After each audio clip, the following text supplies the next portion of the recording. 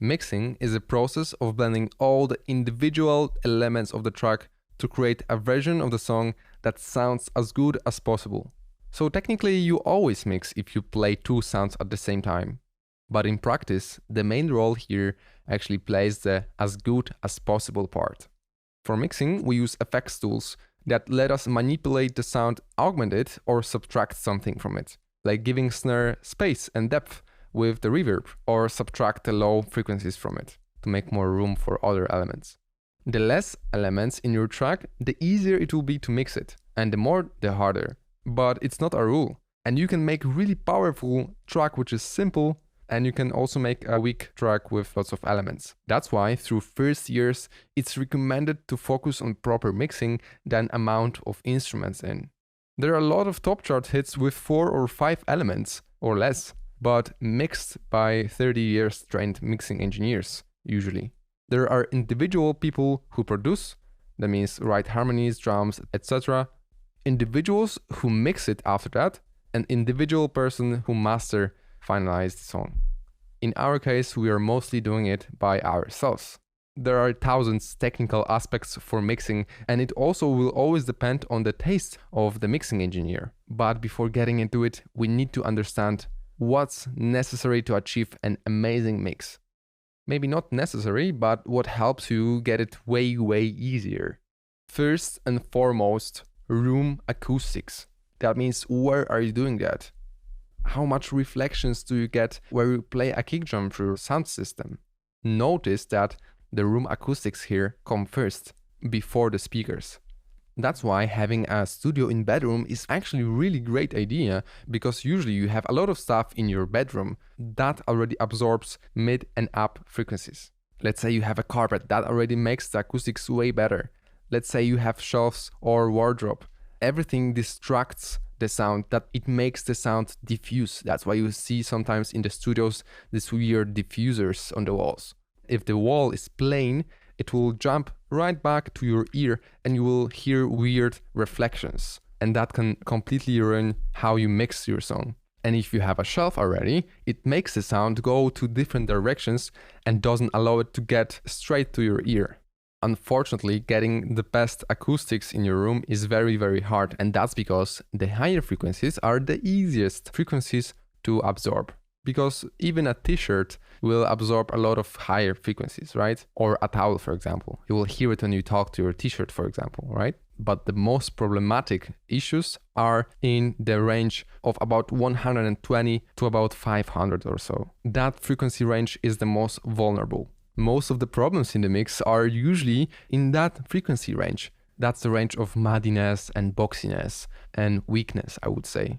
And that, as we said first, is usually caused by bad room acoustics, because those frequencies can be taken by objects that are really heavy and thick. Bed, for example, or a couch takes already quite some of it. That's why the bedroom is a really good idea, as I said. It also can be absorbed by mineral, but only that which has at least 70 kilos or 150 pounds per cubic meter and is at least 10 centimeter thick. The thicker, the better.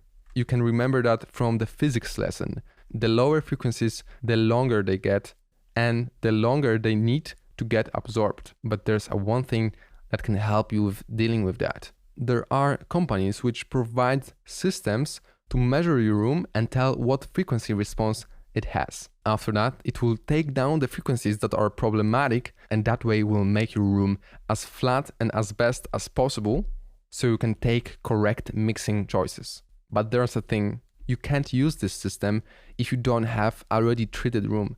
As you can see on this frequency response of the room, there's a big peak at 120, and that's usually the case for most rooms. Peaks around 120 to 140. That's because of the lack of treatment and the room size. The room size is also very important. There's a website where you can measure your room and it will tell you 3 best positions where you can place your mixing desk, and the link to it you'll have in the course downloads. But now compare it with the frequency response after the treatment. You can see that practically nothing changed. But the room sounds incredibly better. And why is that? Because of the reflections.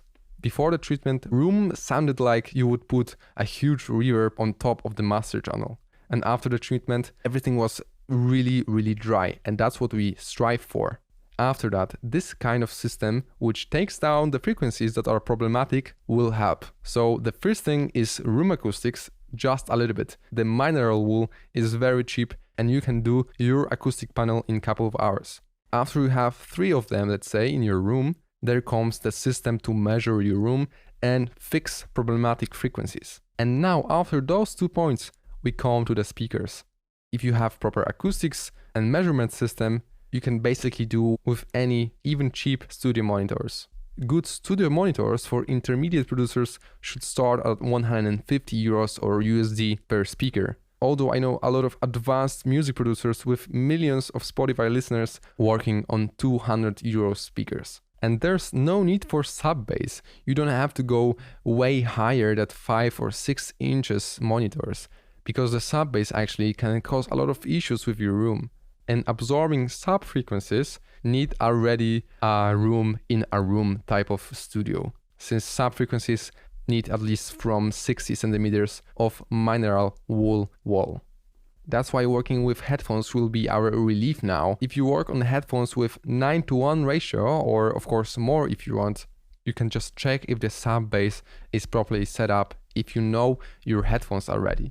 Headphones, I would say, should also start at around 80 euros, but always make your research before getting into it. And the 4th step in achieving an amazing mix is amazing production. That means great harmonies, great drums programming, and what's the most important, great sample selection. You can't do an amazing song with really bad production, even if you're a god in mixing. There's nothing more important in good mixes than good production. So if you send your track to a mixing engineer, don't expect miracles. You need to always take your time to master your skills in production.